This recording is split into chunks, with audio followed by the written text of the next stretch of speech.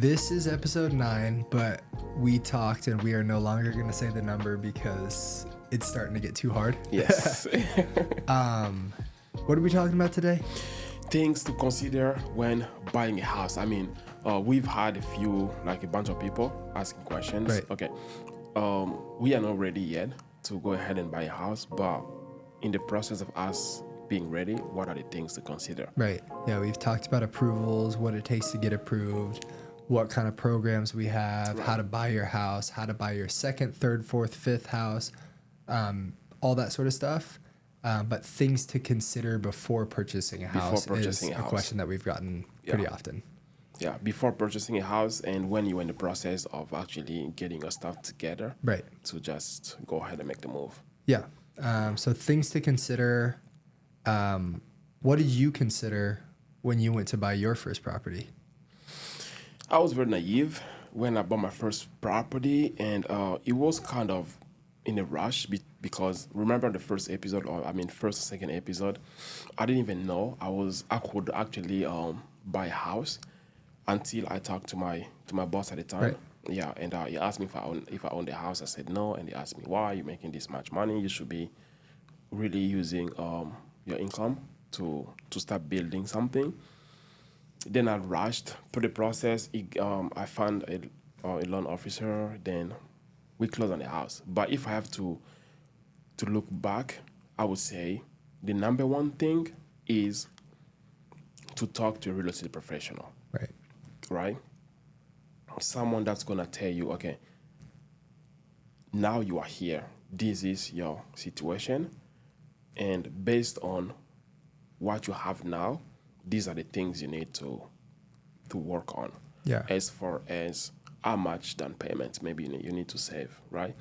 For some people, they may be ready rather than they could use the 0% down payment if they are qualified to do so. But for most people, when they are not qualified yet and they want to buy a house, they can start saving up money for the down payments. Okay. Yeah.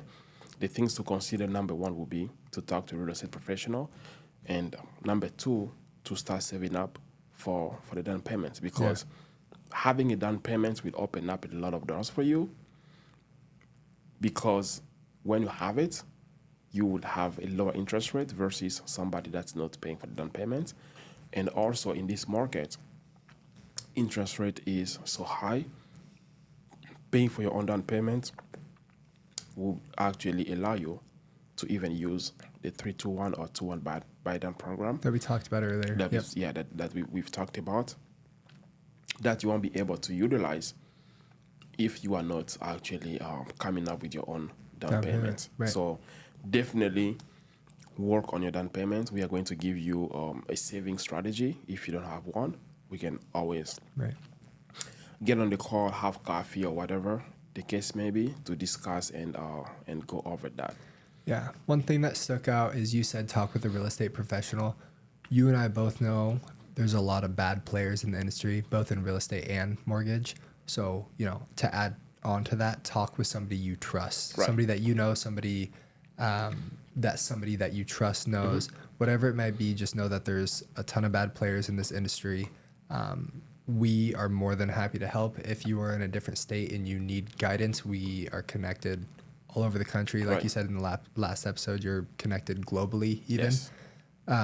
So we are here to help, whether it's you're using us or you need help with who to find elsewhere. Yeah, and that's actually good that you just pointed out. Many people, not only agents and loan officers out there, all they want to do is to close deals, right? They just see people as another number, right? Or this person, that's just a deal for me. But for us, we do want to close deals, but we want to have customers for life. When we have a client, if your financial situation doesn't allow you to own a house right now, we are going to lay down all the options in front of you. We are going to work with you to present you with all the different options. If you buy a house now, these are the pros and cons. If you wait 12 months from now, these are the pros and cons. If you wait 24 months from now, these are the pros and cons. And together with the client, we are going to decide on what's going to be best. Yeah. If what's best is to get a house now. Then we are going to come up with like a solid plan on how to go from there to actually ending you the keys. And if the plan is to wait a few months from there, we are also going to come up with a solid plan on how to get you to that point. And the reason there's a lot of bad players out there is because in our profession, we get paid upon closing. So people are going to push you to purchase sooner rather than later, which I think sooner than later is good 99% of the time. I'm a huge advocate of going and getting a house as soon as you're approved to do so. But in some cases, it doesn't make the most sense, right? If you're in the middle of a lease and you have to pay 10 grand to get out of it, if you have a few debts coming on in the near future that you don't think you can handle those and a mortgage payment, whatever it might be. So again, make sure you're working with somebody that doesn't care just about the commission check and closing your deal. Somebody that actually has your best interest in mind is hugely, hugely important when figuring out and considering when to buy a house. Definitely. Then this the other thing to consider when buying a house is keeping your credit score as good and as clean as possible. Right. Your rate is subject to your credit score. So, if your credit score is 740, it's going to be a better rate than if you're at 650. It's by a marginal amount, so it's not a whole lot, but with your rate comes your buying power, right? So if you're at a 650 credit score and you're approved at 500,000, if you just upped your credit score to 740, let's say, and you didn't change your income or debts whatsoever otherwise, you'd probably be approved for close to $100,000 more just because your monthly payment would be lower because your interest rate would be much lower. So I think that's hugely important. It can throw a huge wrench in things when, let's say we pull your credit, you're at 750, things are good. We put you on a plan, you're not ready to purchase yet, but we say, hey, do X, Y, and Z to save up for your down payment, whatever it might be. Mm-hmm. And then we go back to purchase later, you're really excited, and boom, your credit score is 650. I told you before you're approved at 600,000 for a purchase. Now you're only approved at 500,000. Right. For the last 5 months, you've been looking at houses that are 600,000. You go and show them houses that are 500,000. They don't like any of them because they don't meet the expectation of the 600,000, and then everybody's in a worse off situation. So, I think continually making good habits and good choices when you're considering buying a house is really, really important because you want to make sure you're in the same or better financial position when kind of in the process of making the decision to buy a house. Right. And also just avoiding to open up new lines of credit if you truly don't need them, right? Because we see like many people, they're in the process of buying a house, or maybe they are planning on buying a house. The one thing you need to know, the lender will use the qualification requirements to include the DTI into that, right? They would have to see how much debt you have and offset that against how much they can actually let you borrow. So the less debt you have on your credit reports, the better it is. So if you only have 2 credit cards and you are making $40 payment a month on those credit cards, just keep it that way.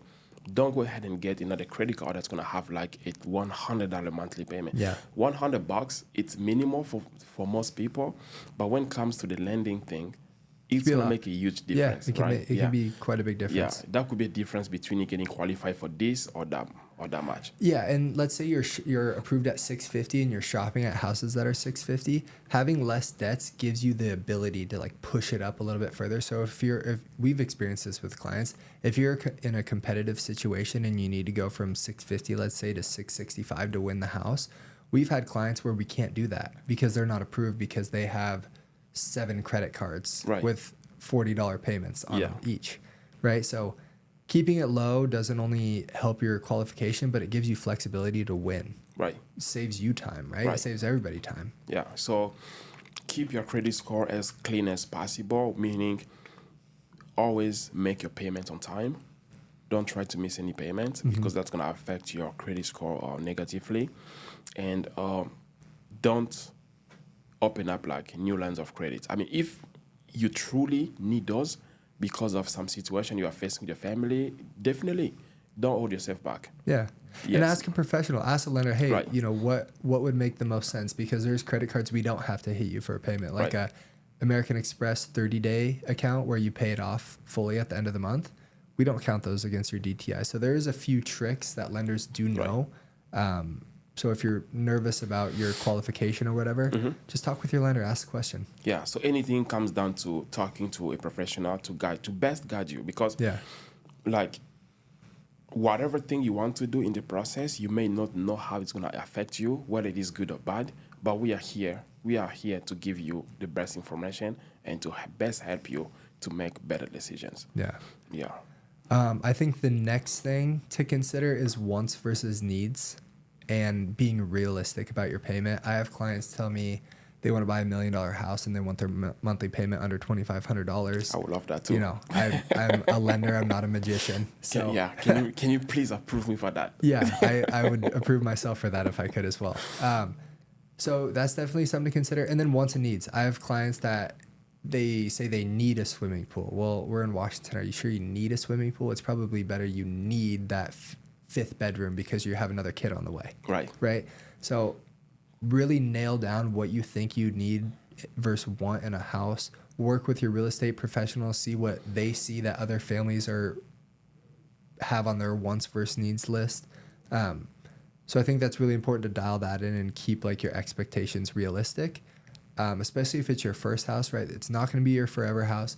Get into something, and like that last episode we talked about, that's where you can grow and grow and grow your portfolio, where the 15th house that you get maybe is your dream extravagant house on the lake. But at the beginning, like, be realistic with yourself. Get into something that you can and grow from there. I mean, your first house, in most cases, I doubt your first house will be your dream house, just because there are many factors that come in when purchasing a house. And for most people, when they are buying the first house, they just don't have much cash sitting in the bank, because it's hard to save a lot of money, right, to be able to afford what we want. But as you said, we've talked about it in the last episode, getting into a house and start to leverage whatever equity you have, or renting it out every single year to create some cash flow that's going to add to your income to help you then qualify for a better house could be a nice strategy. To be able to get into your dream house eventually. Yeah, be patient. Yeah, definitely. Because at the end of the day, it's going to come down to how much can you afford every single month. You can get a $1 million house. Let's say you are qualified for that, but is that really what you need right now? Do you need a $9,000 a month payment while you're growing your family? Definitely. You know, all those different things. You're taking on new debts, whatever it is. Your kid's going off to college, kid needs a new car, whatever. Maybe not the best decision. Yeah. You know. Yes, and then the other thing is, if you can, when you are in the process of buying a house, try not to switch jobs. Try not to switch many jobs, please. I mean, if it happens, it happens. Life happens. That's not going to stop you from buying a house. But if you have a choice between keeping a job that you have now and switching it, it's better to just to keep it.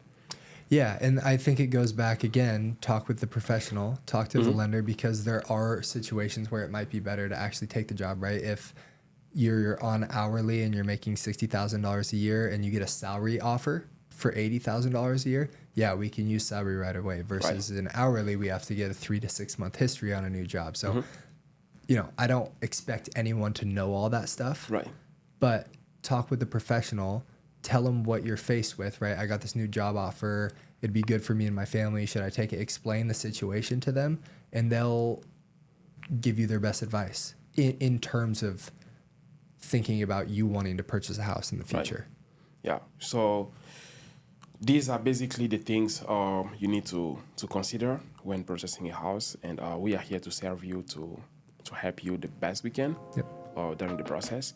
If you have any question or you would like to know how all of this apply to your personal situation, because every person's situation is definitely different, but we can make a plan for you. We can best guide you on what to do, what not to do, for you to get the house you actually need. Yeah, we've had a lot of people message us and start their messages with, I was too afraid to say this, but I'm just going to say, don't be afraid to say anything to us. Like, if you want to message us on something, if you want to call us, even if you're nowhere near buying a house, if you're a 20-year-old kid that doesn't even have a job and you're 5 years out from buying a house, but you still have a question about real estate, give us a call, comment, shoot us a DM, whatever. We're happy to help literally anyone in any sort of situation with any type of question. Yep, you said it. So leave us any question you have, call, DM, email us. We'll be more than happy to talk to you.